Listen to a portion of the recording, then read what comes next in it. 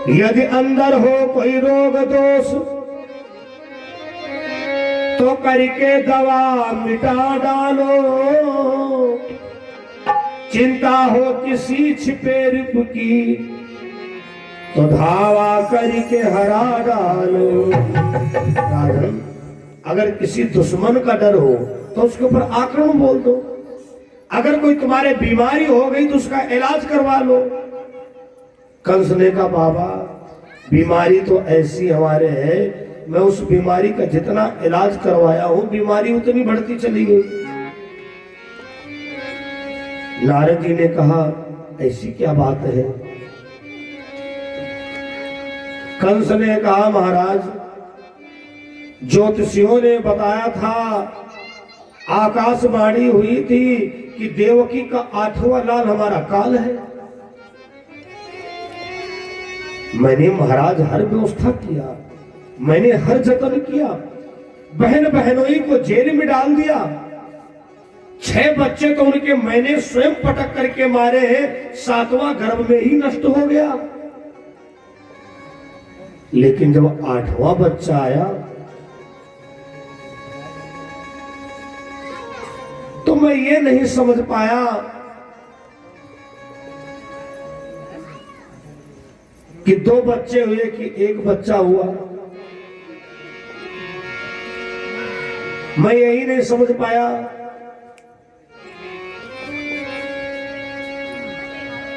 लड़का तो भाग गया लेकिन लड़की नहीं भाग पाई। नारद जी ने कहा तो हम उपाय बताए, तुम अपने वहां मेला करवाओ और उस मेले में कृष्ण और बलराम को आमंत्रित कर दो, लगा देना बलवानों को। भीड़ भाड़ में कुछ लोग जान पाएंगे, कुछ लोग नहीं जान पाएंगे और तुम्हारी समस्या भी हल हो जाएगी। कंस ने कहा महाराज तो उनको लिवाने कौन जाएगा? नारद जी ने कहा नारायण नारायण, अरे इस काम के लिए तो मंत्री अक्रूर को भेज दो। देवर्षि नारद जी तो बता करके चले गए। राजा कंस ने मंत्री अक्रूर को बुलाया। अक्रूर तुमको नंदगांव जाना है। क्यों जाना है? तुमको कृष्ण बलराम को लाना है वहां से। असली बात समझ लो, उन दोनों को मैं आज समाप्त करवाऊंगा, लेकिन तुम वहां जाकर के कहना कि मैं लिवाने आया हूं, राजा कंस ने सम्मान सहित बुलाया है। मंत्री अक्रूर अंदर ही अंदर अपने को कोस रहे हैं, हे भगवान इससे अच्छा मर गए होते। मैं कितना बड़ा क्रूर हूं जो कि ऐसा अन्याय का काम मेरे द्वारा होगा।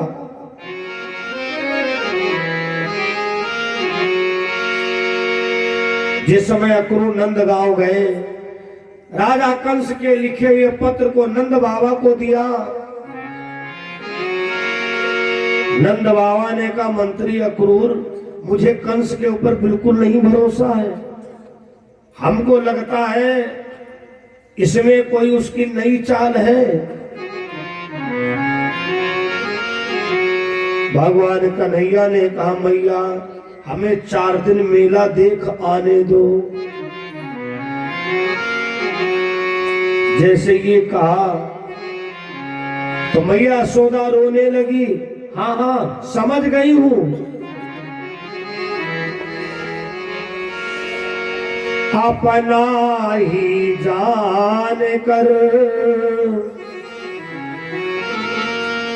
हृदय दिया था,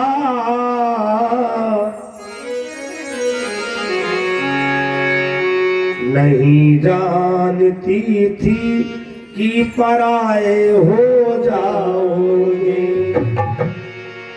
क्या था पता तेरी रीति प्रीति का श्याम, रस बरसा के कभी विष भी बरसाओगे। आए निर्मोही बैर कब को निभायो तूने, दूर ही रहोगे या पास कभी आओगे। बेटा कृष्ण, मैं समझती हूं अपनी मां अपनी ही होती है। तुमको तो पता चल गया है कि मैंने तुमको पाला है, लेकिन बेटा मैंने तुम्हारे साथ में कोई ऐसा व्यवहार नहीं किया है जिसमें तुझको ये लगा हो कि असली माँ वाला काम नहीं किया है। भगवान कन्हैया बोले, देखो मैया जसोदा, एक बात है, बात बढ़ाना तो कोई तुमसे सीखे। ठीक है, मैं हाथ जोड़ता हूं, रो दो ना, हम नहीं जाएंगे। मैया यशोदा ने लंबी सांस ली। उसके बाद कन्हैया ने कहा, बाबा आज से मैं भोजन पानी सब त्याग रहा हूं। हमको ऐसी जिंदगी जी करके क्या होगा जो कुआं का मेढक कुएं में बना रहे। अब बताओ, पहली बार शहर जाने का मौका मिला था, मैया देखो रोने धोने लगी। नंद बाबा ने समझाया, यशोदा यशोदा ये बहुत जिद्दी है, मानेगा नहीं। मैया यशोदा ने एक मटकी में दही दूध सब दिया और कहा, देखो बेटा जल्दी से वापस आ जाना। भगवान ने 4 दिन का वादा किया, मैया मैं 4 दिन के बाद आ जाऊंगा, लेकिन आए नहीं थे। नंदगांव से मथुरा, मथुरा से द्वारिका और द्वारिका से इनका परम धाम हो गया था। जिस समय भगवान कृष्ण ब्रजमंडल से चले हैं, वहां के पशु पक्षी यमुना की लहरों से आवाज आ रही थी, अरे कृष्ण तुम्हारे बिना हम लोग कैसे जी पाएंगे। मंत्री अक्रूर अंदरे अंदर सोच रहे थे, मैं कितना बड़ा क्रूर हूं, ये दोनों बच्चे मरवा दिए जाएंगे, उसके बाद में नंदगांव में कभी आने वाला नहीं रह जाऊंगा। भगवान सोचे, सबसे पहले तो अक्रूर जी के अंदर जो भय बना उसको दूर कर दूं। जमुना नदी के किनारे रथ पहुंचा। जैसे यमुना में डुबकी लगाया तो पानी के अंदर कृष्ण दिखाई पड़े। अरे ये क्या हो रहा है, ये तो लग रहा ब्रजमंडल वाला प्रवाह हमारे ऊपर पड़ने लगा है। वहां गौएं रो रही थी, बछड़ा रो रहे थे, चिड़िया रो रही थी, ये भगवानी क्या हो रहा है। फिर डुबकी लगाई तो भगवान पूतना का वध करते हुए दिखे। मंत्री अक्रूर समझ गए बात तो कुछ और है। प्रभु मैं जानना चाहता हूं आप कौन सा रूप दिखाना चाहते हैं। तो भगवान ने वो रूप दिखा दिया जो एक दिन बाद दिखना है। भगवान कंस की छाती पर बैठे हैं। ये महाराज अक्रूर पानी के अंदर डुबकी जब लगाए तब दिखा, और गला दाब करके कंस का वध कर रहे हैं। नहा के आए लेकिन पसीना से लथपथ। भगवान बोले, काका बड़े प्रसन्न हो। अरे लाला, स्नान करने के बाद ये तो जानते हो थकान दूर हो जाती है। अब कान में कहा, कान्हा हम तो कुछ और समझ रहे थे, लेकिन असली फिल्म की शूटिंग कुछ और है। हम तो समझ रहे थे कि कंस तुम्हारा वध करेगा, लेकिन मैंने अभी अपनी आंखों से देखा है कि कंस का तुम वध करोगे। भगवान बोले, काका इस बात को तुम जानो या हम जाने, और किसी को मत बताना। बड़े प्रेम से मथुरा नगर के करीब में पहुंचे। नगर के बाहर डेरा लग गया और भगवान नंद बाबा की सेवा कर रहे हैं और मीठी मीठी बातें करते। बाबा एक बात है कि शहर शहर होता है। बाबा बोले हाँ बाबा, अरे मथुरा चमक की तरह रहा है। और नंद बाबा को सब पता, नंद बाबा को सब पता है। जो इसको आखिरी में कहना वो उनके पास जवाब पहले मौजूद। उठ के बैठ गए। बोले हम खुदे समझ रहे थे कि आज तुम ज्यादा खातिरदारी क्यों कर रहे हो। देखो लाला, वो ब्रज था, ये मथुरा है। वहां दूध दही की नदियां बहती थी, यहाँ बेचारे एक एक दो दो लीटर खरीदते हैं। वहां चाहे जिसके घर में मटकी लुढ़का देते थे। लेकिन लाला, यहां जिसके घर में तुम नुकसान करोगे तो बेटा बहुत दिक्कत हो जाएगी। भगवान बोले बाबा, ना तो मैं दरिद्री हूं ना तो मैं दुखिया हूं, लेकिन दिल की बात बाबा बताए, मथुरा नगर देखना चाहता हूं। बोले ठीक है, जाओ हो जा करके, लेकिन देखो बेटा किसी से अटकना मत।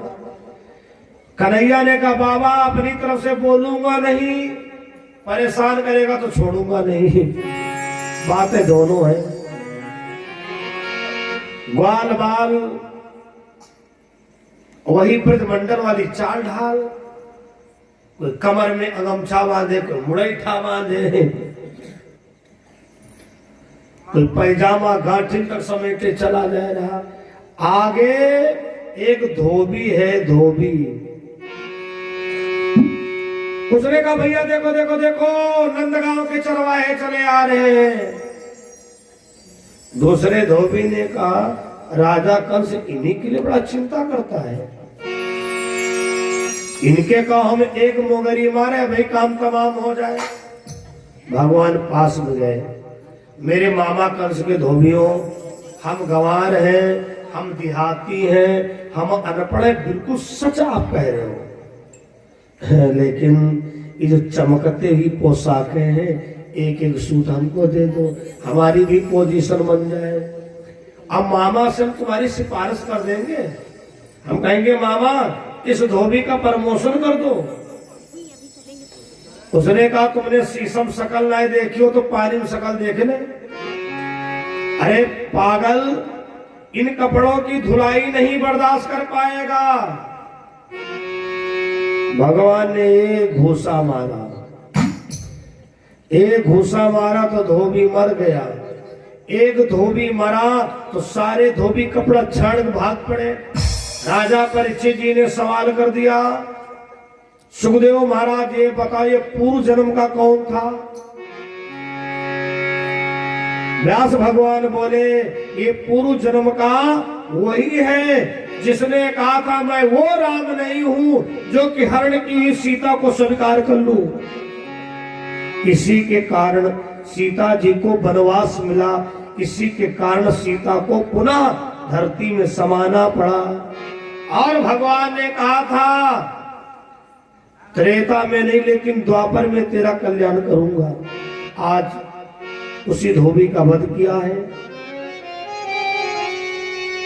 और आगे बढ़े तो एक दर्जी मिला,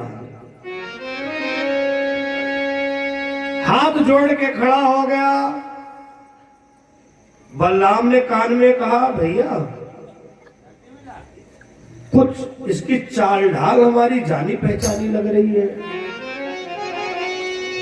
भगवान कानम बोले बलदाऊ चुप रहना, ये वही त्रेता वाला केवट है, क्योंकि इसने तो मांगा था मैंने गंगा के पार किया, भव से तुम पार लगा दिया।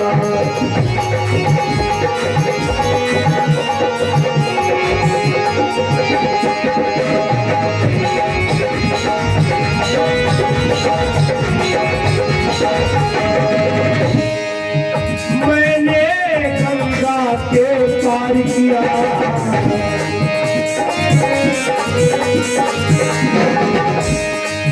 भव से तुम पार लगा देना।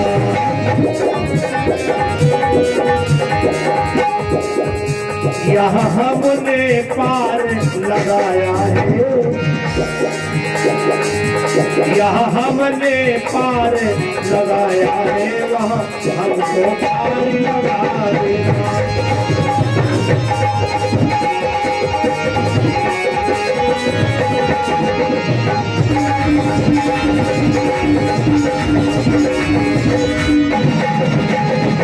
प्रभु, आपको मैंने यहाँ पार लगाया है और आप हमको वहाँ पार लगा देना।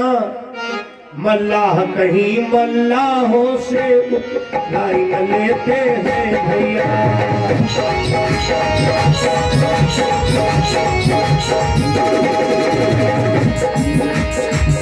मजदूरी कहीं मजदूरों से, मजदूरी कहीं मजदूरों से, मजदूरी न लेते हैं भैया।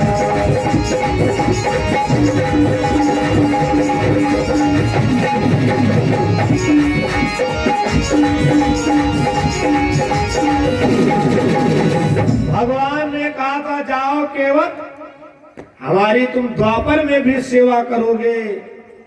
उसी हाव भाव से बीचों बीच रोड पे खड़ा है, भैया भैया हमारा बहुत बड़ा कारखाना है, बहुत कारीगर हमारे वहां लगे हैं, हम राजा कंस के टेलर हैं, हमारे वहां पोशाकें सिली जाती हैं। आप लोग के कपड़े तो बहुत अच्छे हैं लेकिन थोड़ा फिटिंग के नहीं है, आप लोग कृपा करके अंदर चलिए, अभी जो जिसके होने वाला फिटिंग के कपड़े करवा देंगे।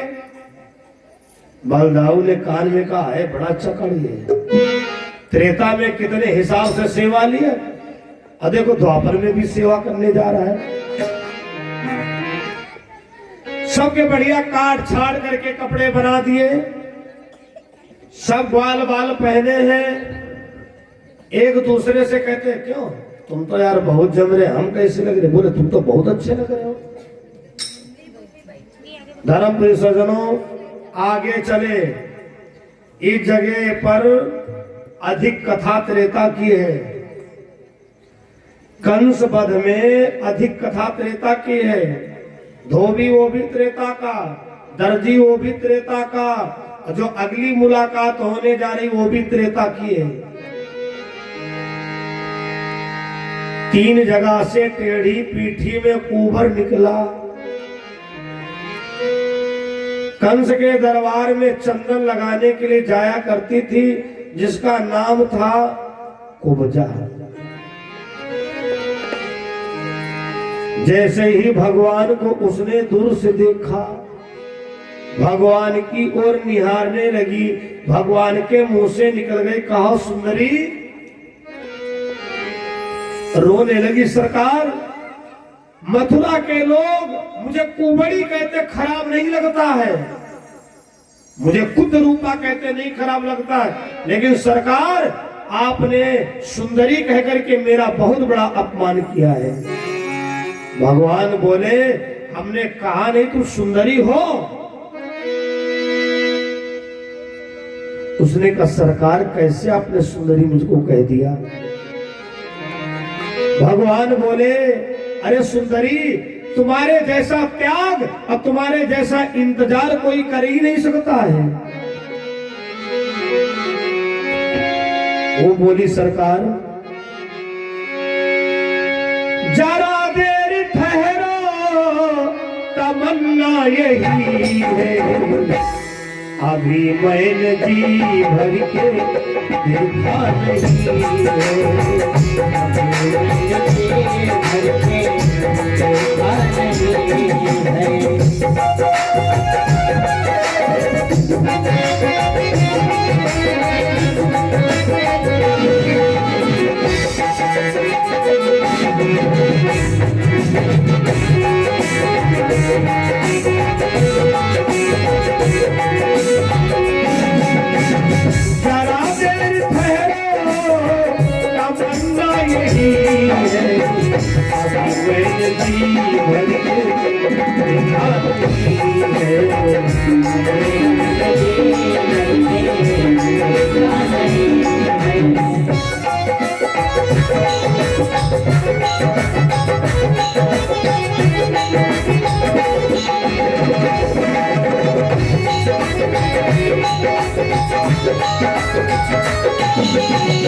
ये उस समय की बात है, भगवान राम 14 वर्ष के लिए वनवास जा रहे थे, गंगा पार कर चुके हैं और ये त्रेता में नाचने गाने वाली वैश्या थी। इसका नाम पुष्पांगना था।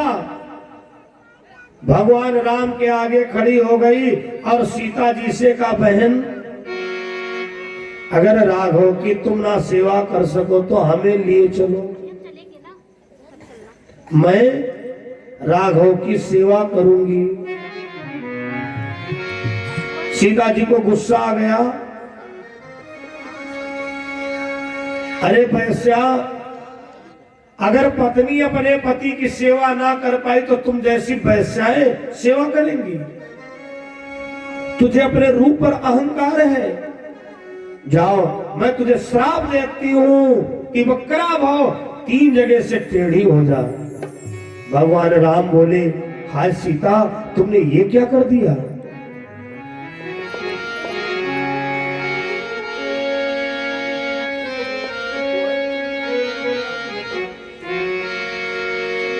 भगवान राम बोले, सीता, इसकी भक्ति को तुमने नहीं पहचाना है। दिया वरदान कुब्जा को जाने लगे, तब तो चरणों में गिर करके रोने लगी। प्रभु आप तो जा रहे हो, लेकिन ये बताओ मुझे आपकी सेवा कब मिलेगी? भगवान बोले, द्वापर में। तो से बराबर हर किसी से कहा करती थी, आप लोग मेरी हंसी मत करिए, मैं जन्म से कुंवरी नहीं हूं, मुझको श्राप लगा हुआ है, एक दिन हमारे भगवान आएंगे। आज भगवान के उचक करके चंदन लगाना चाहती है, भगवान ने थोड़ी में हाथ लगा दिया, वो सीधी हो गई और कुब्जा सारे नगर में जय जयकार करती है, देखो मैं वही कुंवरी हूं जो खुद रूप थी, आज हमारे भगवान आ गए। कुब्जा का कल्याण करने के बाद भगवान मंदिर में पहुंचे। ये कथा आप लोगों ने कल सुनी थी। जिस मंदिर में 18 ताड़ का धनुष रखा है, ये कैसा है? ये राजा कंस को शंकर भगवान ने वरदान में दिया था। ये कल कथा आप लोगों ने सुनी है। और ये भी कहा था, ये धनुष जिसके द्वारा टूटेगा कंस, तू उसी के द्वारा मारा जाएगा। भगवान ने सबसे पहले मंदिर में जाकर के धनुष को तोड़ा। जैसे धनुष की टंकार मंदिर के बाहर आई,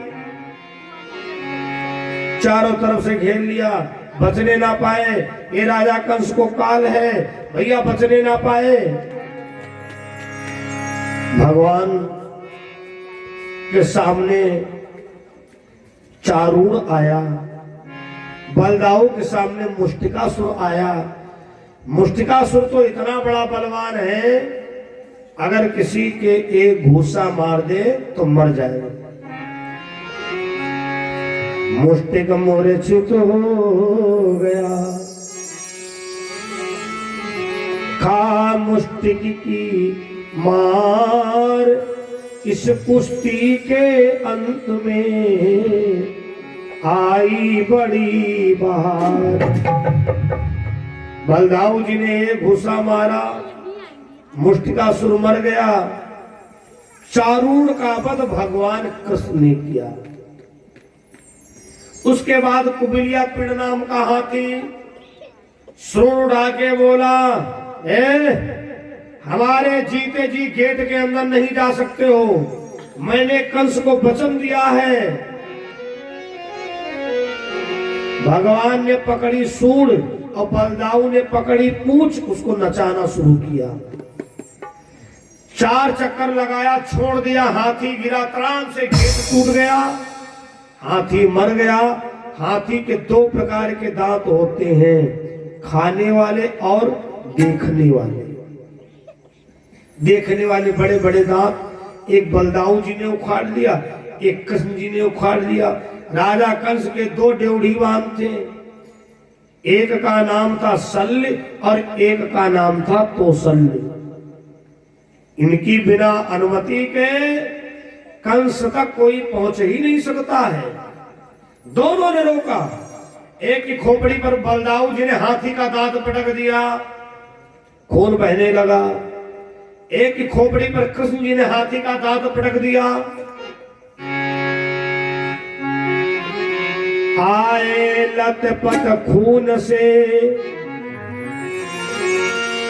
ड्योढ़ी के दरबार, और गुप्तचरों से कंस ने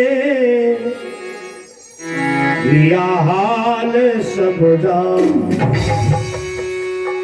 कंस ने कहा, रे दोस्तों, तुम्हारी खोपड़ी कैसे फटी? ये तुम्हारे खून कैसे गिर रहा है? उन दोनों ने कहा, महाराज हमारे बहरा तो बहने दो, अब अपनी सुरक्षा करिए। सब मर गए। चारूढ़ मर गया, मुष्टिकासुर मर गया, कुबल्यापिड़ नाम का हाथी मर गया। महाराज हम भी मरने जा रहे हैं। दोनों गिर पड़े गेट दरबार में। तब तक भगवान कृष्ण पहुंच गए। मामा मामा राम राम, राधे राधे। मामा के कलेजे में आग ले, काहे की राधे राधे। आओ आओ भांजे, तुम बड़े बहादुर हो। हमें सुनने को मिला है तुमने चारूढ़ का वध किया। भगवान बोले, हाँ मामा। तुमने मुष्टिकासुर का वध किया? अरे तुमने कुबल्यापिड़ नाम के हाथी को पछाड़ दिया। भगवान बोले, हाँ मामा। आओ बेटा, तुमको हम अपने सीने से लगा ले। कंस सोचता हमारी बाहों में एक बार आ गए, इनका गला दाब के मार डाले। भगवान भोले भाले बन के गए। जैसे उसने अपनी बाहों में भरना चाहा, भगवान अंतर ध्यान हो गए, पीछे सिंहासन पर खड़े हो गए, उसके मुकुट को उतारा। सोचने वाली बात है, अगर मुकुट पहन करके कंस मरता तो उग्रसेन का अपमान होता। इसका राज तिलक नहीं किया गया है, ये तो जबरदस्ती राजा बन बैठा। जब कोई सरकारी कर्मचारी सेवा निवृत्त किया जाता है तो उसका रैंक जमा करा लिया जाता है। भगवान ने मस्तक में लगाया। कथा प्रेमियों, पूरे कृष्णावतार में भगवान केवल एक बार रोए हैं। ये हम अपने अध्ययन के अनुसार बता रहे हैं। अथाह सागर है, अगर तो हमें बताना। सारे स्टेशन तुमको हम बता रहे हैं। जन्म हुआ, अटखेलियों में गया, थोड़ा और बड़े हुए हैं, खेल कूद में गया,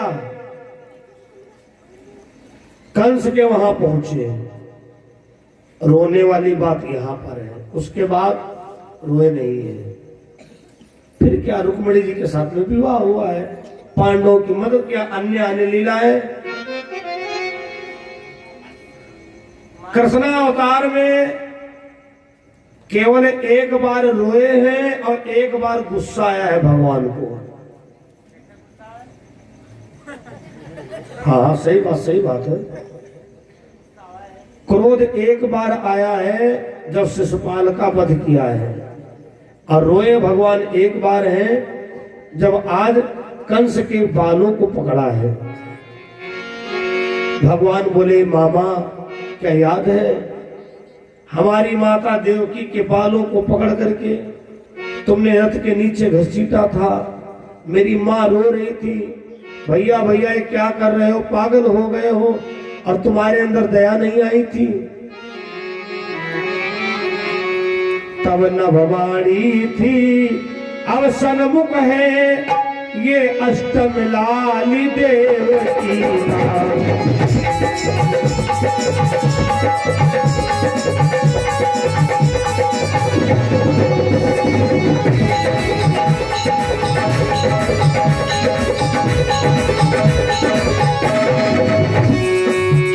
बालों का बदला बालों से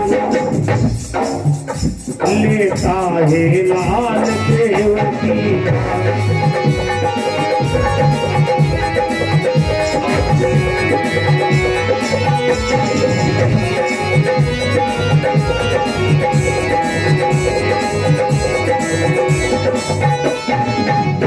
बालों का बदला बालों से लेता है लाल देवकी का। मामा, जिस प्रकार से मेरी माता देवकी के तुमने बाल पकड़े थे, तो कंस ने कहा सुनो, तुम्हारी 1000 बार गर्ज हो तो हमको मारो, मैं दुनिया में खुद खिदमत हूँ, महिमा बनकर भगवान आया।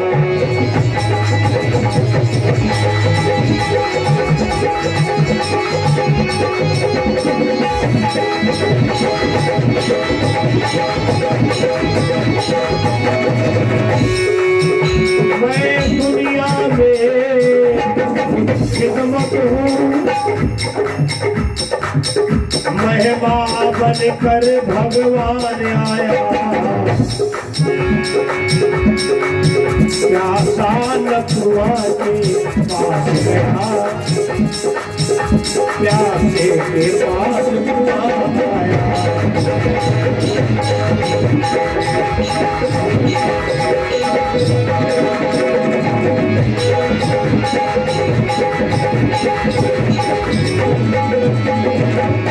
अरे हम तो सुनते थे कि प्यासे लोग कुआं के पास जाते हैं, लेकिन आज तो उल्टा हो रहा है।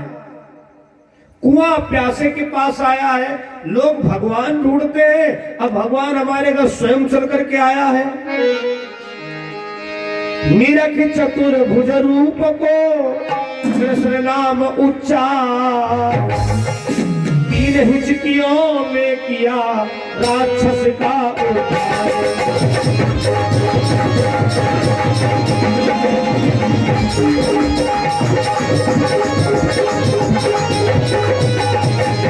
निरखी चतुर्भुज रूप को कृष्ण नाम उच्चार, 3 हिचकियों में किया राक्षस का उद्धार।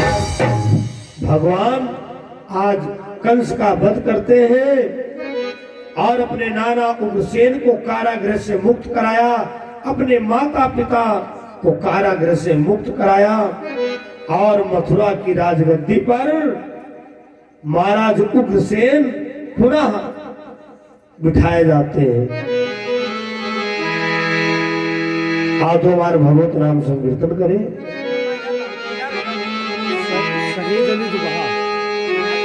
बोलो गोविंद भगवान की शरण करते हैं।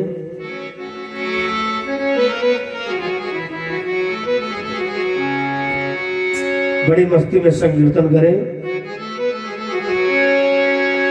जहाँ विराजे राधा रानी अलबेली सरकार, संवरिया ले चल परली पार, ले चले कपैया, ले चले बजरे वाले।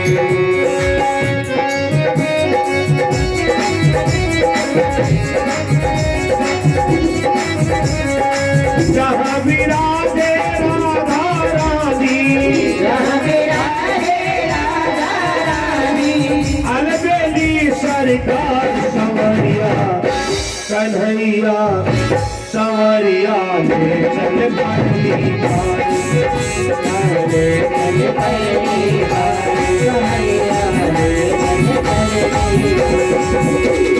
राधे राधे राधे गोविंद राधे राधे, राधे राधे राधे गोविंद राधे राधे, राधे राधे राधे गोविंद राधे राधे, राधे राधे राधे गोविंद राधे राधे। बोलो गोविंद भगवान की जय हो। रुक्मणी मंगल की कथा इस प्रकार प्रारंभ होती है। जो सतयुग में माता लक्ष्मी थी, त्रेता में वही सीता हुई है और द्वापर में वही आज रुक्मणी नाम से जानी गई है। कुंडलपुर राजधानी है। पिता का नाम भीष्मक है। इनके कई भाई हैं। एक दिन महाराज भीष्मक ने अपने बच्चों से कहा कि अपनी बहन रुक्मणी के लिए क्या तुम लोगों ने कोई वर देखा है?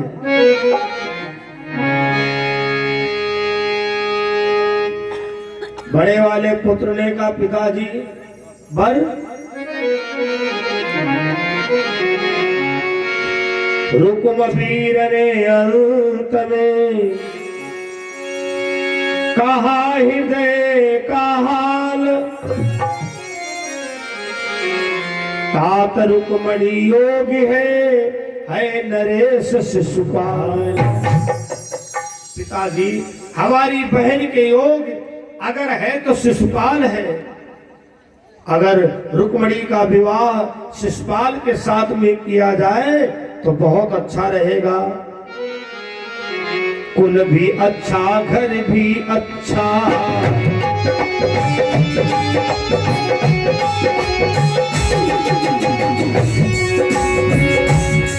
कुल भी अच्छा, घर भी अच्छा, जग में प्रभुताई अच्छी है।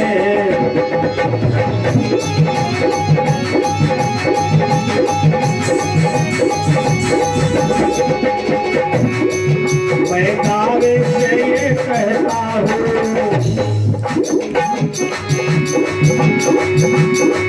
मैं दावे से ये कहता हूँ, हर सगाई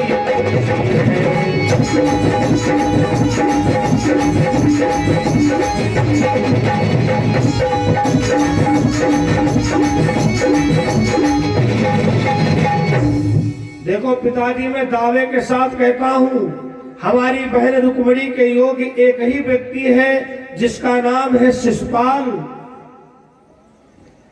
महाराज भीष्मक ने कहा बेटा और कोई खास बात बताओ। पिताजी साधारण लड़की क्या बात करे, अरे उससे तो देवता भी घबराते हैं। समझ गए भीष्मक फिर पक्का राक्षस है। नहीं, मैं अपनी बेटी रुक्मणी का विवाह दैत्य के साथ नहीं कर सकता हूं। मजदूर को लड़की ब्याही है और अगर वो संस्कारिक है तो लड़की तुम्हारी सुखी रहेगी। बहुत बड़ा महाजन, बहुत करोड़पति, लेकिन उस परिवार में संस्कार नहीं है। जब पूछोगे लड़की से तब रो के यही कहेगी पिताजी जिंदगी काट गई।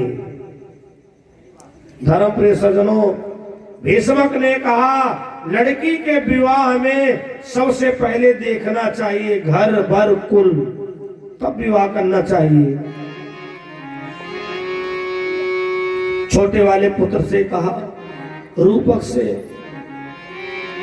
क्या तुमने अपनी बहन के लिए कोई वर देखा है?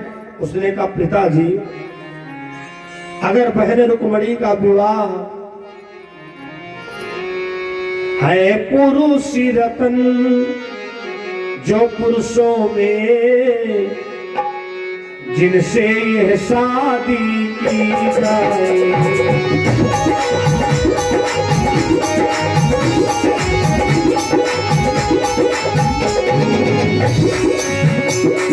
दूल्हा वही, दूल्हा वही कन्हैया है जिनसे दामादी की जाए।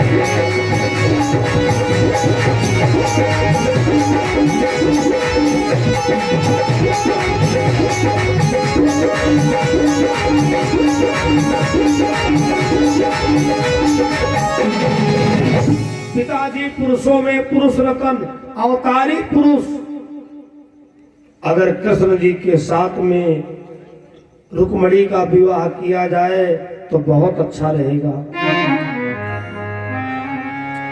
बड़े वाले ने गरज करके कहा, रुक्मणी का विवाह होगा तो शिशुपाल के साथ होगा।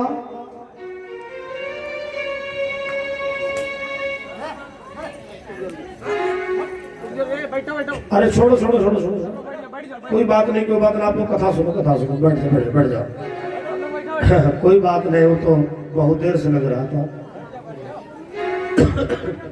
बोलो शंकर भगवान की जय हो।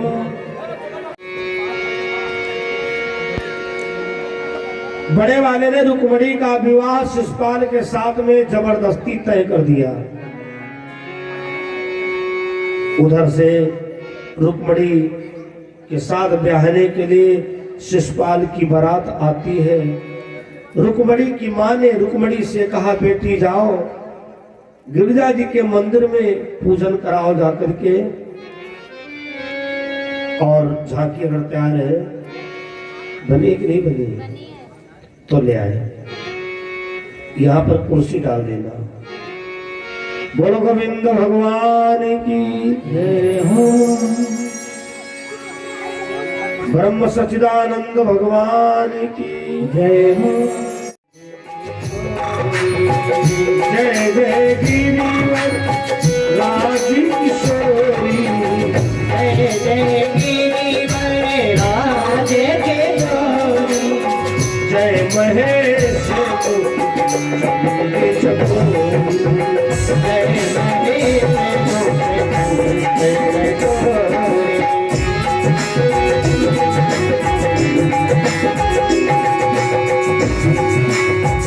जय गज बदन खड़ानन माता, जय गज बदन खड़ानन माता, असल ये असल जगत जननी नारी भूमि माता, जननी नारी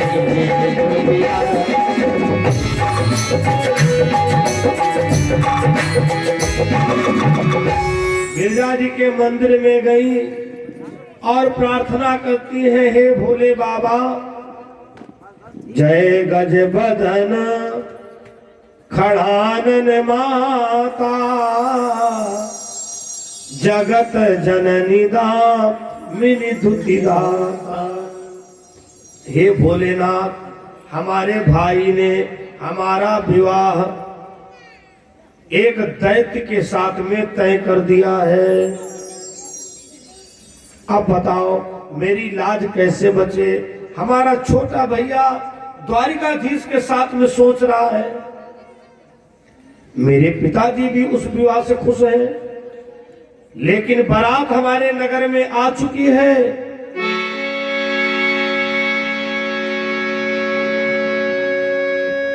और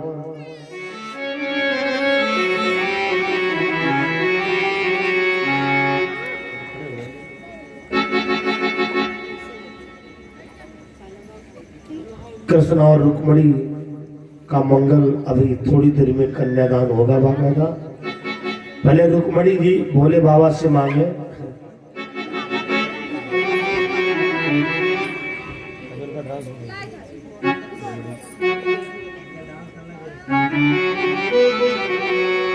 आओ मेरी सखियों मुझे मेहंदी लगा दो, ऐसे बरी को क्या बरू जो जन्मे और मर जाए, बरिए गिरधर लाल को जो जुड़ लो अमर हो जाए। तो रुक्मणी कहती है, आओ मेरी सखियों हमें मेहंदी लगा दो, आओ मेरी सखियों मुझे मेहंदी लगा दो, आओ मेरी सखियों मुझे मेहंदी लगा दो, हमें श्याम सुंदर की दुल्हन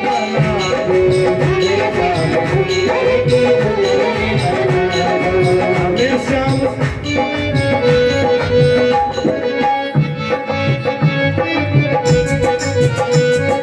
हमें श्याम सुंदर की दुल्हन बना दो।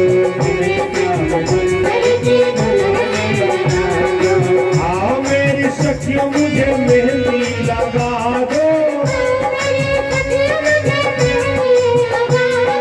हमें श्याम सुंदर की दुल्हन बना दो। सुंदर की दुल्हन बना दो।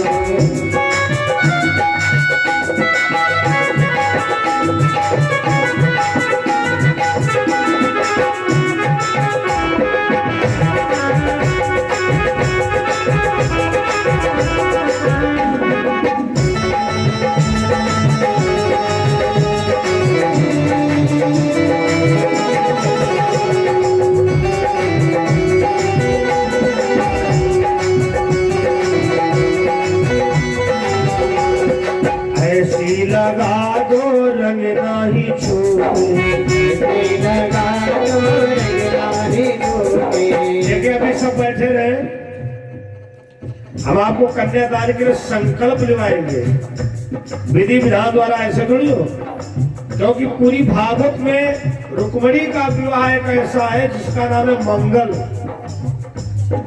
ऐसी लगा दो मेरी रंग नाही छूटे। ऐसा बरू दूल्हा कबहू न छूटे। ऐसा बनो दुल्हा कबहू न छूटे। आज मेरी मोतियों से मांग को सजवा दो। आज मेरी आज मेरी मोतियों से मांग को सजवा दो। हमें श्याम सुंदर की दुल्हन बना दो। हमेशा सुंदर की दुल्हन बना दो। राधे।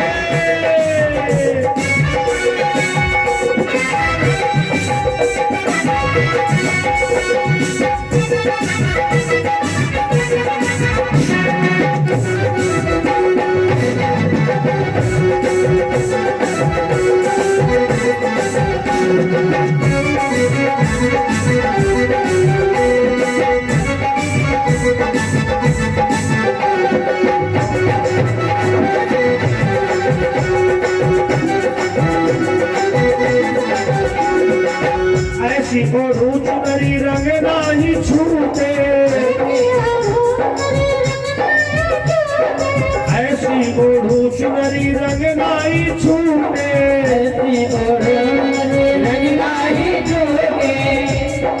ऐसा बरू दूल्हा कबहू न छूटे। अचल सुहाग का जोड़ा मंगवा दो। हमें श्याम सुंदर की दुल्हन बना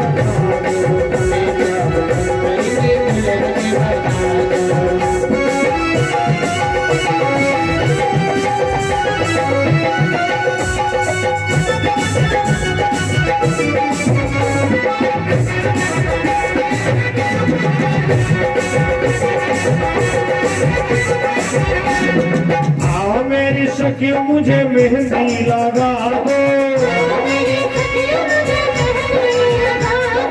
मेहंदी लगा दो मुझे सुंदर सजा दो। हमें श्याम सुंदर की दुल्हन बना दो।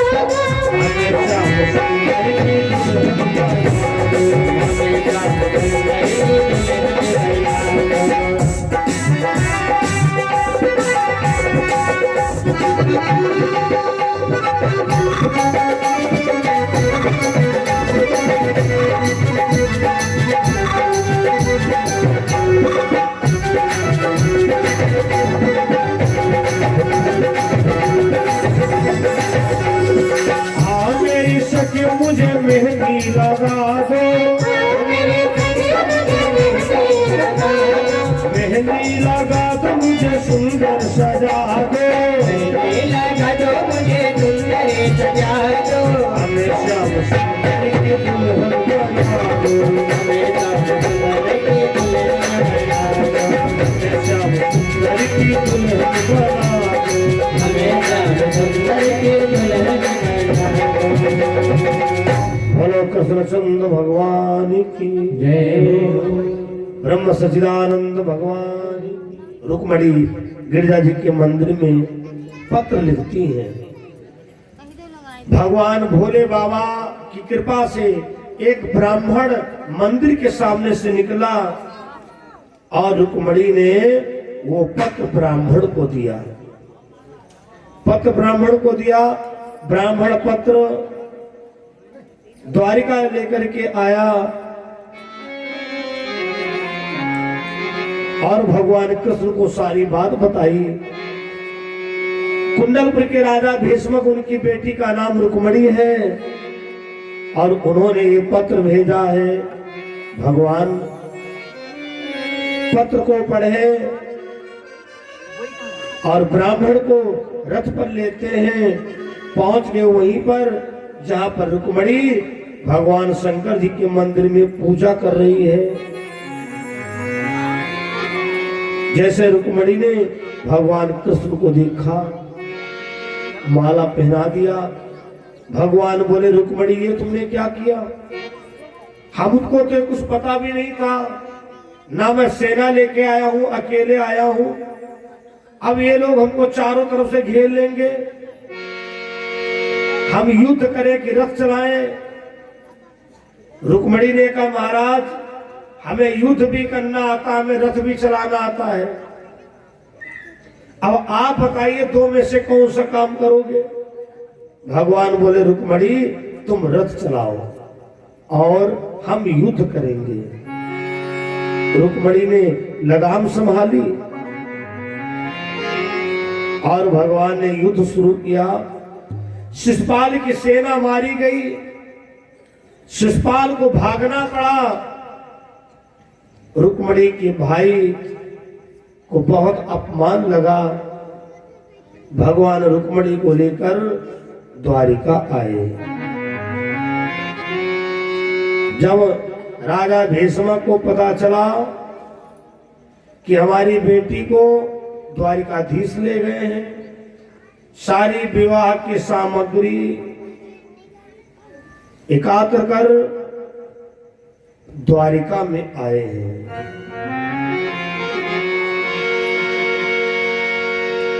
द्वारिका आए हैं, पूरे नगर में सूचना दी गई, आज द्वारिकाधीश महाराज का विवाह है। कुंडलपुर के राजा भीष्मक अपनी बेटी का कन्यादान करने आए हैं। मुख्य यजमान हरद्वारी लाल जी कहाँ गए? अच्छा अच्छा अच्छा, हो पास है। अपने ग्रंथ बंधन के साथ आगे आकर के बैठ जाओ, संकल्प करना है। और जिनको जिनको माता रुक्मणी के विवाह में बैठ जाओ, संकल्पित दान करना है। ये रुक्मणी मंगल में भागवत में संकल्पित कन्यादान का अवसर दिलाता हूं। जिन माताओं को, जिन भक्तों को करना है कर ले। और जब संकल्प पूरा हो जाएगा तो ये लड्डू गोपाल भागवत पुराण के पास आकर के अपना भेंट करेंगे। जो जो लोग रुक्मणी मंगल में महत्व मानते हैं और वो संकल्प कर सकते हैं। मुख्य यजमान के लिए अनिवार्य है, बाकी श्रद्धा है। हमारे आचार्य अंकुश वाजपेयी संकल्प पढ़ने के लिए जा रहे हैं। बायां हाथ नीचे, दाहिना हाथ ऊपर से, ऐसे जैसा जैसा हमारे आचार्य जी बताए। चलो संकल्प बोलने जा रहे हैं। माता रुक्मणी का विवाह कन्यादान संपन्नता की ओर है। बोले ओम विष्णुर्विष्णुर्विष्णुद्य श्री ब्रह्मणो निदते अपराधे श्री श्वेत वाराह कल्पे वैवस्तु मनवंतरे अष्टाविंशतितमे कलियुगे कलिप्रथम चरणे जम्बुद्वीपे भरतखंडे बौद्धावतारे भूरलोके भारतवर्षे आर्यावर्तैकदेशान्तर्गते दुभाग्रामे मासानाम् उत्तमे मासे शुभे कार्तिक मासे कृष्ण पक्षे पंचम्यां परतः षष्ठम्यां शुभपुण्यतिथौ अमुकवासरान्वितायां शुक्रवारवासरे शेषेषु ग्रहेषु यथा यथा राशिस्थितेषु तत्सु एवं ग्रहगुणगणविशेषणविशिष्टायाम् अमुकगोत्रोत्पन्नोऽहम् अमुकनामोऽहम्। अपना नाम और अपना गोत्र मन में उच्चारण कीजिए। श्रुति स्मृति पुराणोक्त वेदोक्त शुभ फल प्राप्त रतम अप्राप्त लक्ष्मी प्राप्त रतम प्राप्त लक्ष्म्याचिरकाल पर्यंतम संरक्षणार्थम सकल इच्छित कामना सिद्धये कायिक वाचिक मानसिक सांसर्गिक सकल दुरितोपशमनार्थम तथा आयु आरोग्य ऐश्वर्य विद्यरतम श्री परमेश्वर विद्यरतम श्री रुक्मणी विवाह कन्यादानम कर्तुम प्रतिज्ञाम अहम करिष्ये। जिन जिन लोगों ने संकल्प किया उठ के खड़े हो जाएं और भागवत कान्हा जी के पास आकर के आराम से बैठ करें। और जिन जिन लोगों ने संकल्प किया है बोलो कृष्णचंद्र भगवान की जय हो। चलो चलो, ये माता रुक्मणी के विवाह में संकल्पित कन्या